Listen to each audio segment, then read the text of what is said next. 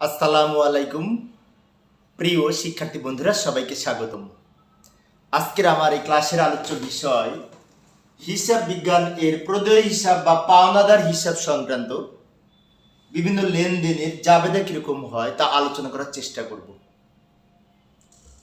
তো আলোচনায় তোমাদের সাথে আছি আমি মোহাম্মদ সিরাজুল ইসলাম, বরিশাল সরকারি model school and college Barishal.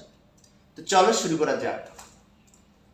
তো পাওনাদার হিসাব এর আর এক নাম হচ্ছে প্রদেয় হিসাব। এই সংক্রান্ত লেনদেনের জাবেদার নিয়ম যদি লক্ষ্য করি তাহলে দেখতে পাই যে এখানে আমি পাওনাদার সংক্রান্ত কিছু লেনদেনের নিয়ম লক্ষ্য করি।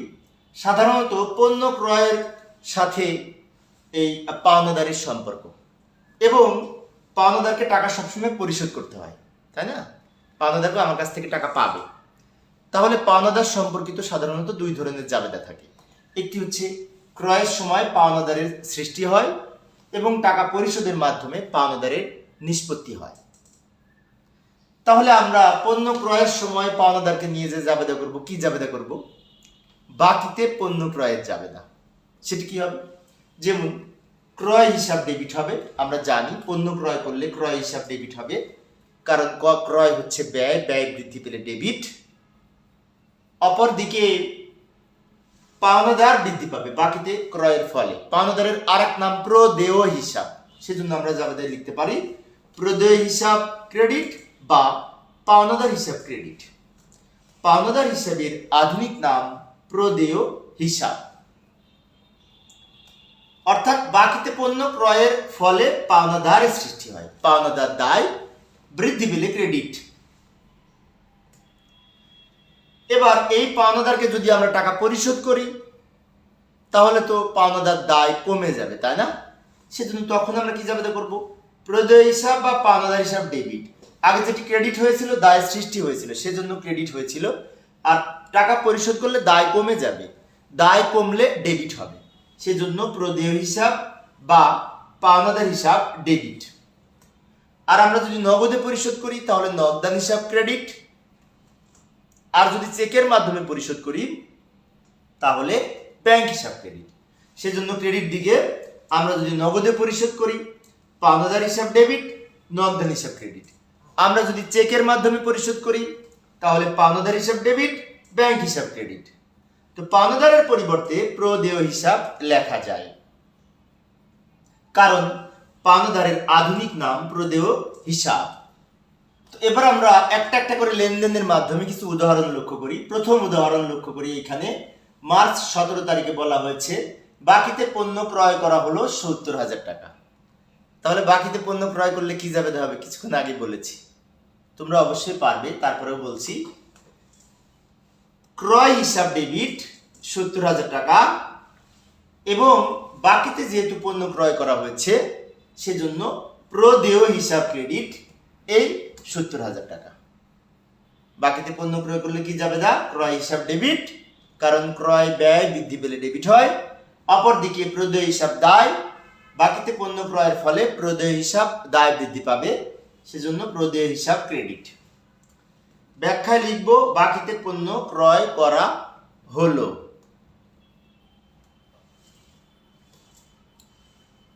পরবর্তী লেনদেনটি লক্ষ্য করি। প্রদেয় নোটে স্বীকৃতি প্রদানের মাধ্যমে পণ্য ক্রয় করা হলো 90,000 টাকা।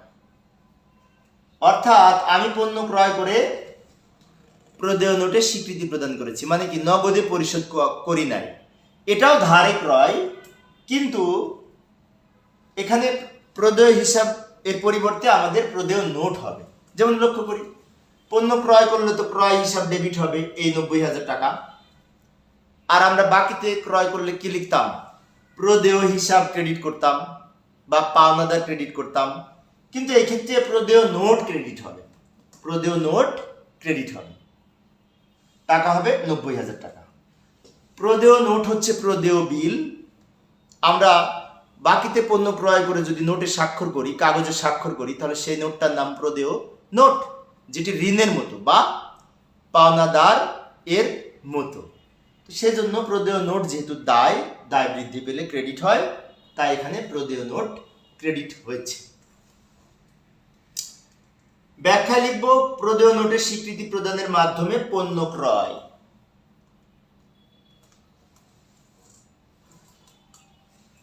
পরবর্তী লেনদেনটি লক্ষ্য করি, এখানে বলেছে বাকিতে যন্ত্রপাতি ক্রয় করা হলো 60,000 টাকা।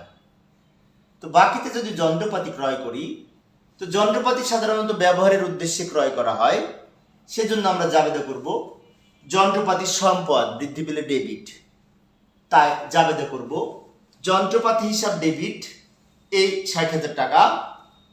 ক্রেডিটে কি হবে? ক্রেডিটে আমরা প্রদেয় হিসাব ক্রেডিট করতে পারি এই 60,000 টাকা, অথবা অনেক বইতে করেছে যন্ত্রপাতি সরবরাহকারী হিসাব ক্রেডিট, এটাও করা যায়। তো আমাদের প্রদেয় হিসাব ক্রেডিট করেছে, আবার কিছু কিছু বইতে প্রদেয় হিসাব ক্রেডিট করা সহজ, সেজন্য যেহেতু বাকিতে বলেছে তাই আমরা প্রদেয় হিসাব ক্রেডিট করতে পারি। ব্যাখ্যা লিখব, বাকিতে যন্ত্রপাতি ক্রয় করা হলো।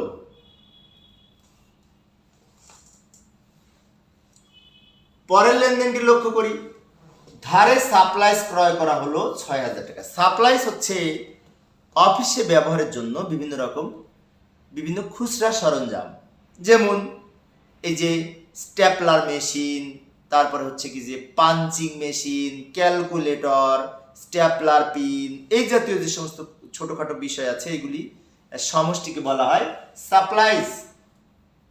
তাহলে সাপ্লাইস সাধারণত সম্পদ হিসেবে গণ্য হবে প্রথমে, যদিও সাপ্লাইসকে মনিয়ারি হিসেবে অনেক বইতে আখ্যায়িত করে থাকে, সেজন্য আমরা সাপ্লাইস হিসাব ডেবিট করব, কেননা সম্পদ বৃদ্ধি পেলে ডেবিট হয় 6,000 টাকা। অপরদিকে বাকিতে বা ধারে যেহেতু ক্রয় করা হচ্ছে, তাহলে প্রদেয় হিসাব বা পাওনাদারের পরিমাণ বৃদ্ধি পাবে, সেজন্য আমরা প্রদেয় হিসাব ক্রেডিট করব, টাকা হবে 6,000 টাকা। ব্যাখ্যা লিখব, বাকিতে সাপ্লাইস ক্রয় করা হলো।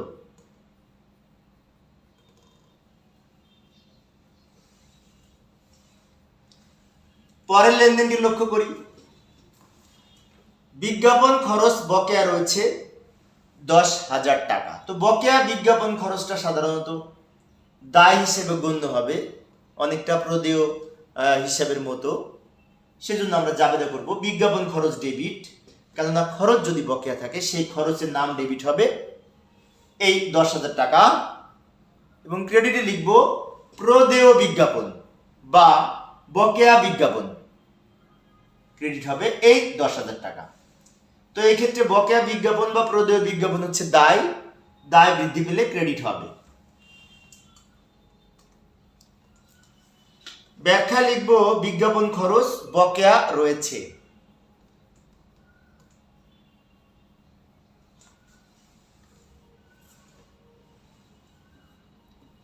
পরবর্তীতে লেনদেনটি লক্ষ্য করি, বাবুলের নিকট হতে পণ্য ক্রয় করে বিলের স্বীকৃতি প্রদান করা হলো।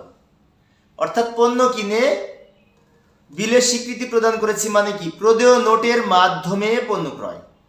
তো পণ্য ক্রয় করলে ক্রয় হিসাব ডেবিট হবে, সেজন্য আমরা জাবেদা করব ক্রয় হিসাব ডেবিট এই 70,000 টাকা। আর প্রদেয় হিসাব এর পরিবর্তে যেহেতু স্বীকৃতি প্রদান করেছি, তাই প্রদেয় নোট বা প্রদেয় বিল হিসাব ক্রেডিট, টাকা হবে 70,000 টাকা। বিষয়টি আবারও বলছি, লক্ষ্য করি, বিলের স্বীকৃতি প্রদানের মাধ্যমে পণ্য ক্রয় করা হলে ক্রয়ের পরিমাণ বৃদ্ধি পায়, সেজন্য ক্রয় হিসাব ডেবিট হবে।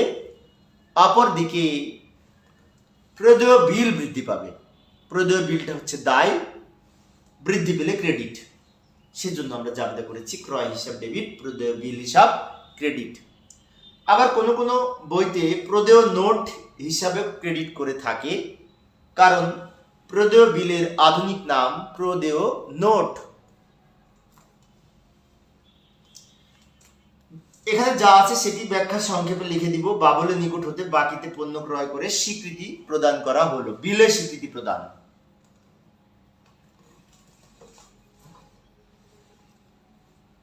পরবর্তী লেনদেনটি লক্ষ্য করি, এখানে বলেছে 10% কারবারি বাট্টায় 30,000 টাকার পণ্য ক্রয় করে 20,000 টাকা নগদে প্রদান। একটু প্যাসের আছে, তাই না? তো প্রথমে আমরা ক্রয় কত টাকা দেখি। ক্রয় হবে 30,000 হতে এই 30,000-এর 10% বাট্টা 3,000 বিয়োগ হবে, সমান 27,000 টাকা।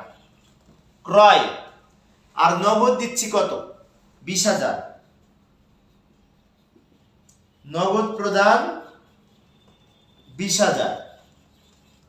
তাহলে আমরা এই 27,000-এর ভিতর থেকে 20,000 টাকা যদি নগদে প্রদান করি, তাহলে এখনো কিন্তু 7,000 বাকি আছে।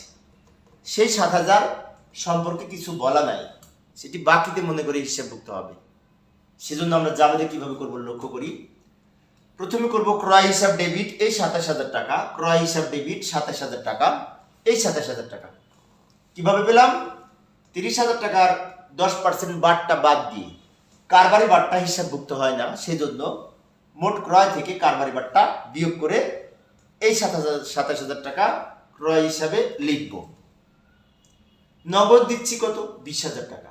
নগদান হিসাব ক্রেডিট, এই 20,000 টাকা। তাহলে 27,000 টাকার পণ্য কিনে 20,000 টাকা নগদ দিলাম, আর অবশিষ্ট 7,000 সম্পর্কে কিছু বলা নাই, 7,000 সম্পর্কে কিছু বলা নাই। কিছু বলা না থাকলে বাকিতে মনে করে হিসাব করতে হবে। সেই জন্য ওই 7,000-এর জন্য এই 27,000 আর 20,000-এর পার্থক্য 7,000 এর জন্য জাবেদা হবে প্রদেয় হিসাব ক্রেডিট, কেননা বাকিতে মনে করে হিসাব করতে হবে 7,000 টাকা।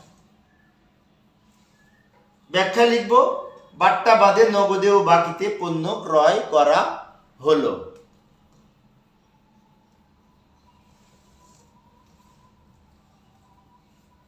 পরের লেনদেনটি লক্ষ্য করি। এখানে বলেছে হাসানের নিকট হতে 60,000 টাকার পণ্য ক্রয় করে 20,000 টাকা চেকে প্রদান। তাহলে 60,000 টাকার মধ্যে 20,000 টাকা যদি চেক প্রদান করি, অবশিষ্ট 40,000 টাকা সম্পর্কে কিছু বলা নাই। অর্থাৎ 60,000 টাকার মধ্যে 20,000 টাকা চেকে আর অবশিষ্ট 40,000 টাকা ধারে মনে করে বাকিতে মনে করে হিসাবভুক্ত হবে। তাহলে আমরা জাবেদা কি করব? ক্রয় হিসাব ডেবিট করব, টোটাল 60,000 টাকা, আর চেকে কত টাকা প্রদান করছি? 20,000 টাকা। ব্যাংক হিসাব ক্রেডিট করব, এই 20,000 টাকা। তাহলে লক্ষ্য করি, মোট ক্রয় করলাম 60,000 টাকার, তার মধ্যে ব্যাংক হিসাব ক্রেডিট করলাম 20,000 টাকা। কেন ব্যাংক হিসাব ক্রেডিট? এই যে চেকে প্রদান করা হয়েছে। আর অবশিষ্ট 40,000 টাকার জন্য প্রদেয় হিসাব ক্রেডিট হবে, কেননা অবশিষ্ট 40,000 টাকা ধারে ক্রয় মনে করে প্রদেয় হিসাব বৃদ্ধি পাবে। সেজন্য প্রদেয় হিসাব ক্রেডিট হবে 60,000 থেকে 20,000 বিয়োগ করে 40,000 টাকা। ব্যাখ্যা লিখব, চেক দ্বারা এবং বাকিতে পণ্য ক্রয় করা হলো। লেনদেনটি লক্ষ্য করে কি বলেছে? এখানে বলেছে পাওনাদারকে নগদ প্রদান করা হলো 50,000 টাকা। অনেক সহজ লেনদেন, তোমরা পারবে। তারপরে বলছি, পাওনাদারকে যদি নগদে পরিশোধ করি, তাহলে জাবেদা হবে পাওনাদার হিসাব ডেবিট, নগদান হিসাব ক্রেডিট। সেজন্য আমরা জাবেদা করতে পারি, পাওনাদারের পরিবর্তে লিখতে পারি প্রদেয় হিসাব ডেবিট 50,000 টাকা, নগদান হিসাব ক্রেডিট, যেহেতু নগদে প্রদান করা হয়েছে, নগদ টাকা কমে গেছে, নগদান হিসাব ক্রেডিট এই 50,000 টাকা। ব্যাখ্যা লিখব, পাওনাদারকে নগদ প্রদান করা হলো।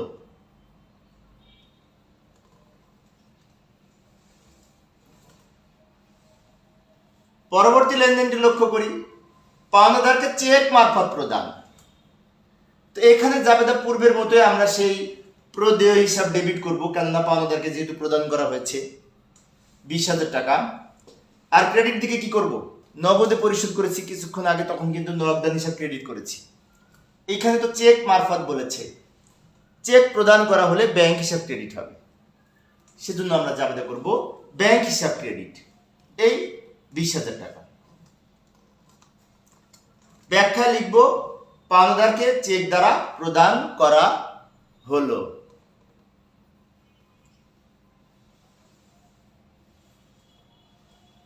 পরবর্তী লেনদেনটি লক্ষ্য করি, ব্যাংক কর্তৃক প্রদেয় নোটের অর্থ পরিশোধ 90,000 টাকা।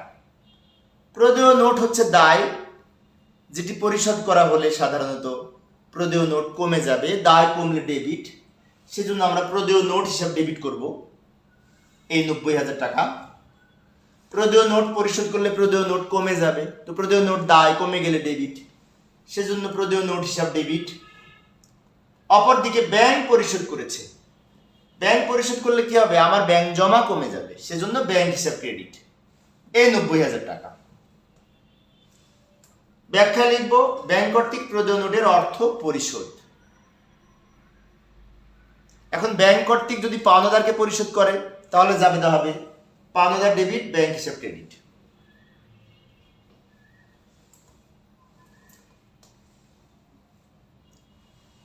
পরের লেনদেনটি লক্ষ্য করি। পাওনাদারকে চেক ইস্যু করা হলো 40,000 টাকা।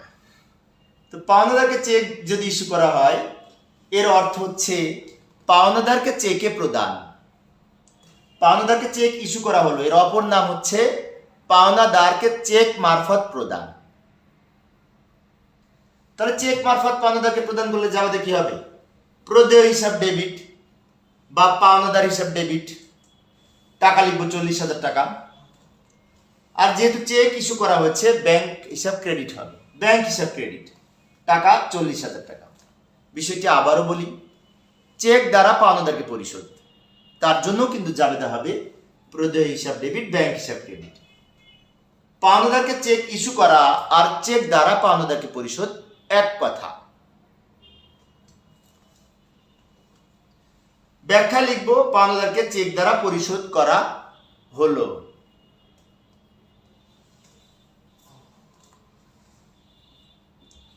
পরের লেনদেনটি লক্ষ্য করি।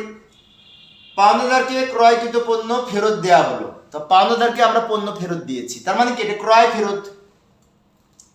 একটা বিষয় বলে রাখি, পণ্য ক্রয়, বাকিতে পণ্য ক্রয় এবং ক্রয় ফেরতের সাথে পাওনাদারের সম্পর্ক, বিষয়টি মনে রাখবো। সেজন্য আমরা জাবেদা করব প্রদেয় হিসাব ডেবিট বা পাওনাদার হিসাব ডেবিট 4,000 টাকা আর ক্রয় ফেরত হিসাব ক্রেডিট এই 4,000 টাকা। আবারও বলি, প্রদেয় হিসাব দায় কমে গেলে ডেবিট, সেজন্য প্রদেয় হিসাব ডেবিট, আর ক্রয় ফেরত আমরা জানি ক্রেডিট হয়, সেজন্য ক্রয় ফেরত হিসাব ক্রেডিট। ব্যাখ্যা লিখব পাওনাদারকে ক্রয়কৃত পণ্য ফেরত দেয়া হলো। তো প্রিয় শিক্ষার্থী বন্ধুরা, আজান হচ্ছে, সেজন্য আমি এই অল্প সময়ের জন্য একটু বিরতি রাখছি আজানের জন্য।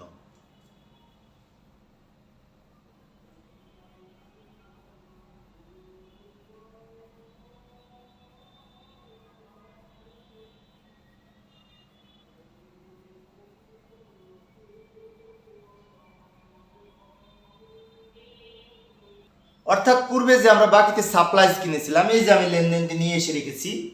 মার্চ 20 তারিখে আমরা ধারে সাপ্লাইজ ক্রয় করেছিলাম কত? 6,000 টাকা। সেদিন কিন্তু পাওনাদারের সৃষ্টি হয়েছিল, সেই পাওনাদারকে আজকে আমরা পরিশোধ করছি।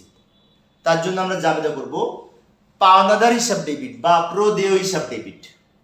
টাকা হবে এই মার্চ 20 তারিখে যে 6,000 ছিল সেই 6,000 টাকা। এখানে টাকা না থাকলেও আমাদের 20 তারিখে খুঁজে নিতে হবে যে পূর্বে সাপ্লাইজ কত টাকা কেনা ছিল, সেই টাকাটা লিখতে হবে। আর যেহেতু পরিশোধ করা হচ্ছে, নগদে পরিশোধ করা হয়েছে, সেজন্য নগদান হিসাব ক্রেডিট 6,000 টাকা। ব্যাখ্যা লিখব বাকিতে ক্রয়কৃত সাপ্লাইজের মূল্য পরিশোধ করা হলো।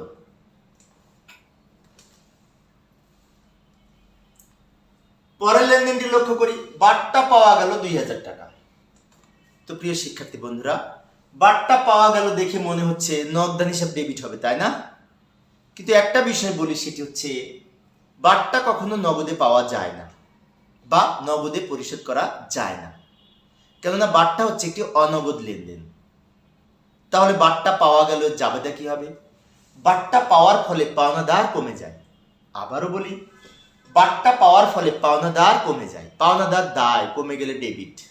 সেজন্য আমরা জাবেদা করব পাওনাদার হিসাব ডেবিট এই 2,000 টাকা আর প্রাপ্ত বাট্টা হিসাব বা বাট্টা আয় হিসাব ক্রেডিট এই 2,000 টাকা।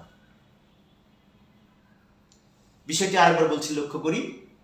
পাওনাদারের আরেক নাম প্রদেয় হিসাব, এটি আমরা অবশ্যই মনে রাখবো। বাট্টা কখনো নগদে পাওয়া যায় না, বাট্টা পাওয়া গেল, বাট্টা পাওয়ার ফলে প্রদেয় হিসাব কমে যায়, প্রদেয় হিসাব দায় কমলে ডেবিট, সেজন্য প্রদেয় হিসাব ডেবিট 2,000 টাকা। আর প্রাপ্ত বাট্টা আয় বৃদ্ধি পেলে ক্রেডিট, সেজন্য প্রাপ্ত বাট্টা হিসাব ক্রেডিট বা বাট্টা আয় হিসাব ক্রেডিট ওই 2,000 টাকা। ব্যাখ্যা লিখব বাট্টা পাওয়া গেল।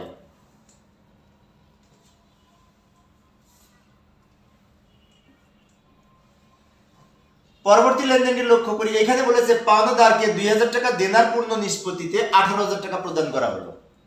তাহলে পাওনাদার আমার কাছে পায় তো 20,000 টাকা, আমি দিচ্ছি 18,000 টাকা। তো কত টাকা কম দিচ্ছি? 2,000 টাকা। এই 2,000 টাকা যে কম দিচ্ছি, এই 2,000 টাকা কিন্তু বাট্টা দিচ্ছি না, মানে কি আমি পাচ্ছি। আমি পাওনাদারকে কম দিচ্ছি মানে কি টাকাটা আমি পাচ্ছি ইনডাইরেক্টলি, সেজন্য বলা হয় এটিকে প্রাপ্ত বাট্টা। এটা জাবেদা কি হবে? জাবেদা করব পাওনাদারকে কত টাকা পরিশোধ করছি, 20,000 টাকা সম্পূর্ণ পরিশোধ হচ্ছে পাওনাদারের।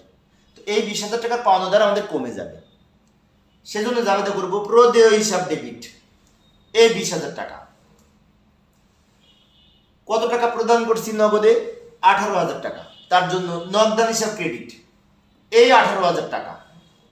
আবারও বলি, পাওনাদার পাইতো কত? 20,000 টাকা। পাওনাদার হিসাব ডেবিট, 20,000 টাকা সম্পূর্ণ। নগদ দিচ্ছি কত? 18,000 টাকা। নগদান হিসাব ক্রেডিট। তাহলে 20,000 টাকার পরিবর্তে 18,000 টাকা দিয়ে আমরা পূর্ণ নিষ্পত্তি করছি, মানে কি আর দিব না। তাহলে কত টাকা কম দিচ্ছি? 2,000 টাকা। যে 2,000 টাকা কম দিচ্ছি এটা কিন্তু প্রাপ্ত বাট্টা। প্রাপ্ত বাট্টা আয় বৃদ্ধি পেলে ক্রেডিট, সেজন্য জাবেদা করব প্রাপ্ত বাট্টা হিসাব বা বাট্টা আয় হিসাব ক্রেডিট 2,000 টাকা। এখন এখানে প্রশ্ন হচ্ছে এই 2,000 টাকার জন্য আলাদা জাবেদা কি? লক্ষ্য করি, প্রদেয় হিসাব ডেবিট, প্রাপ্ত বাট্টা ক্রেডিট।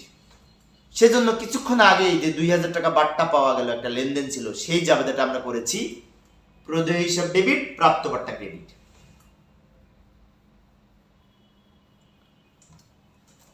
ব্যাখ্যায় লিখব পাওনাদারকে দেনার পূর্ণ নিষ্পত্তিতে নগদ প্রদান করা হলো।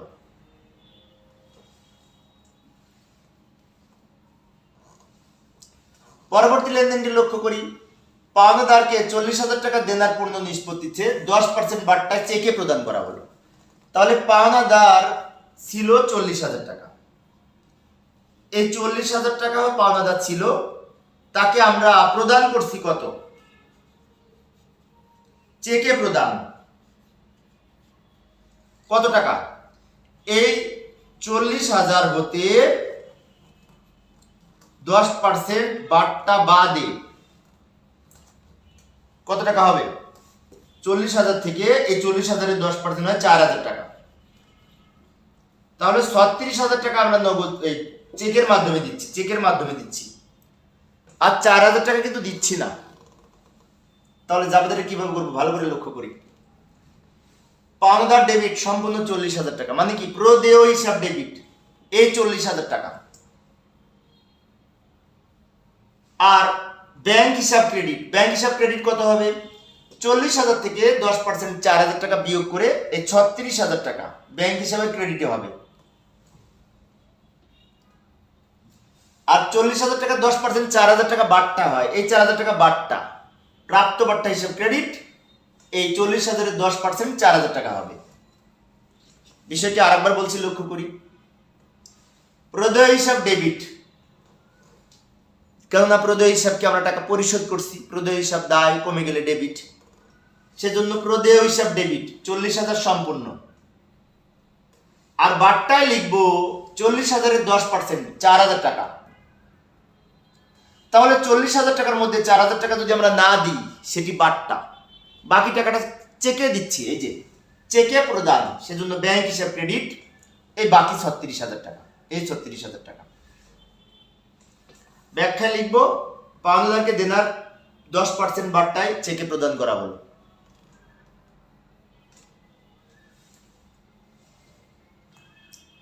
তো প্রিয় শিক্ষার্থী বন্ধুরা, এই ছিল আমার আজকের আলোচনার বিষয়। আমার পরবর্তী ক্লাসের আলোচ্য বিষয় হচ্ছে সেবামূলক প্রতিষ্ঠান সংক্রান্ত লেনদেনের জাবেদা কিভাবে করা যায় তা আলোচনা করার চেষ্টা করব। দেখার আমন্ত্রণ রইল। তো পরিশেষে সবাই ভালো থাকবে এবং সুস্থ থাকবে এই কামনায়। খোদা হাফেজ।